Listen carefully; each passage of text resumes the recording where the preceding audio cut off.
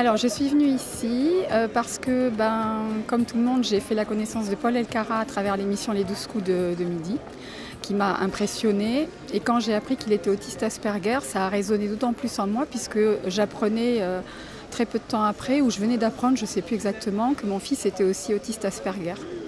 Et donc j'étais contente de pouvoir rencontrer quelqu'un, de pouvoir savoir comment ça se passait dans la tête d'un autiste pour pouvoir être plus proche de mon enfant et savoir comment ça fonctionne un peu plus pour lui. Voilà.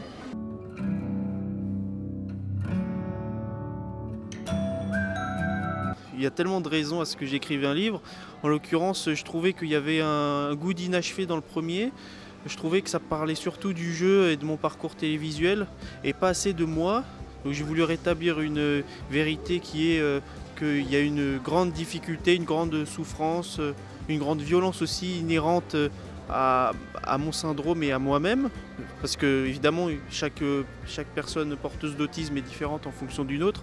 Mais me concernant, il y avait ce souhait personnel de rédiger cet ouvrage pour justement, comme je le disais, non pas rester sur ce sentiment non pas ce sentiment d'échec, mais on va dire ce sentiment d'inachevé concernant le premier, qui est plutôt superficiel, qui manque de beaucoup de profondeur et de côté un peu sombre, qui cache une toute autre histoire, quoi. Pas uniquement moi qui est au jeu, moi qui m'amuse, mais plutôt moi qui souffre aussi. Et il y a aussi ce souhait de pénétrer un peu plus cette psychologie qu'est la mienne.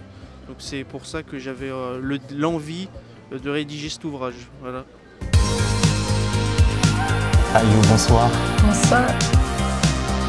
Ça va? Ça va très bien, et toi? Bien. Et les gens sont ce qu'ils font ou ne font pas. Voilà.